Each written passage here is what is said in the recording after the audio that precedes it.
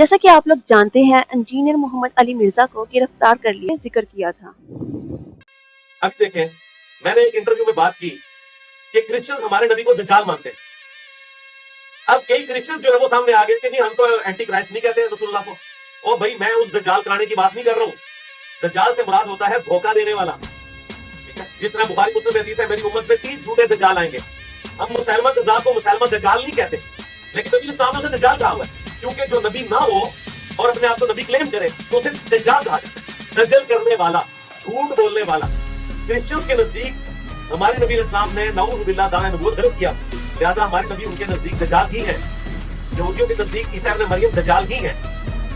تو کہتے ہیں جی ہم نے تو کبھی نہیں کہا، اور بھائی کہنے کی ضرورت ہے، یہی مطلب ہوتا ہے اس بات کا۔ قرآن میں اللہ تعالیٰ فرمایا کہ اس سے بڑھ کر ظالم کون، کہ جو اللہ تعالیٰ کی آیات کی تکذیب کرے، اس کا انکار کر دے، یا پھر اس سے بڑھ کر ظالم کون ہوگا کہ جس کو اللہ نے پیغمبر نہیں بنایا اور وہ اپنے آپ کو پیغمبر کلیم کرنا شروع کر دے۔